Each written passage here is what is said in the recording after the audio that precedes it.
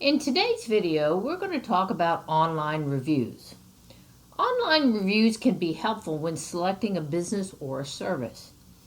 However, before you make a judgment, you need to be aware of the nature of the review process. The original intent of the online review process was for a patient to go to a Google account or a Yahoo account or some other site, then sign in, and then write about their dental experience. However, not all reviews are written in this manner. Online reputation companies are in the business of generating positive online reviews. Online reputation management is big business these days. If you have never heard of online reputation management, Google it, and you will be surprised of the number of companies that are listed. For a fee, and usually a hefty fee, these companies will solicit reviews from patients, usually through a phone app or an email. They submit the good reviews to Google, Yahoo, Yelp, or on other sites while they filter out the bad reviews. Patients do not have to have Google or Yahoo or other accounts to write a review. They just respond to the phone app or the email. It's just that simple. Whenever you see local businesses or a doctor with hundreds of reviews, there is probably an online reputation management company involved.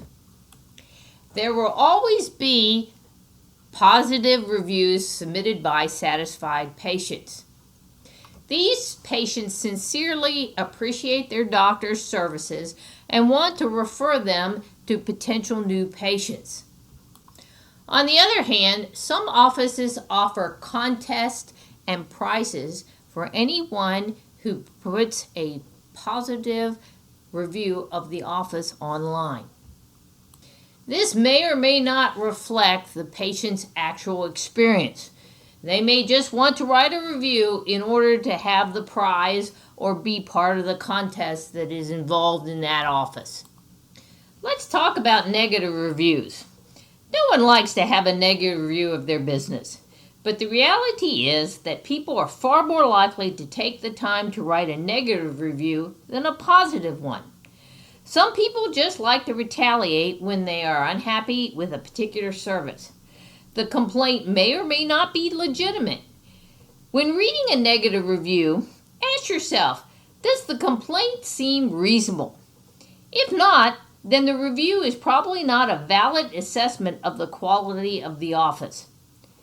When you read a negative review, look at the doctor's response. The doctor's response to a negative review can be more informative than the review itself. Sometimes reviews are left by people who are not patients of a particular office, or by ex-employees, or by employees of a competing office. Even 8-year-olds can write reviews. Remember, anyone with internet access can write a review. Sometimes negative reviews are even posted as an attempt to obtain a discount.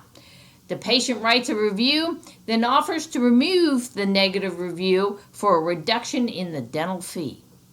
Who would have thought that such a simple review process could be manipulated in so many ways? Healthcare is different from retail businesses or services such as clothing stores or haircuts. When you go into a clothing store, you pick out what you want and present it to the clerk in order to pay for it. That clerk is under no obligation to tell you whether or not that piece of clothing looks good for you or whether there are better choices for you. If the clerk rings you up fairly quickly and you're satisfied with the piece of clothing that you bought, you're satisfied with the business.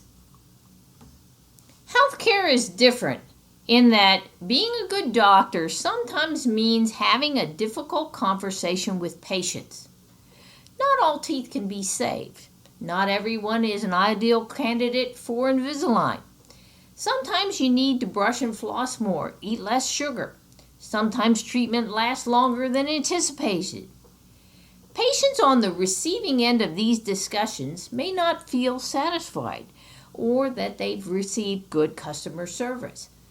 Nonetheless, the doctor needs to have these conversations in order for patients to have the best treatment results.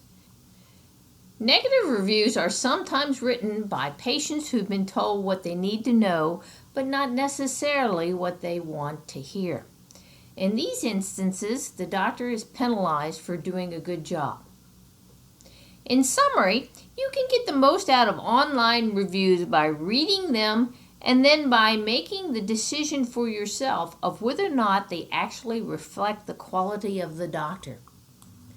Please keep in mind that the purpose of this video is for educational purposes only. It is not a substitute for an in-office consultation with an orthodontist. Thanks for watching.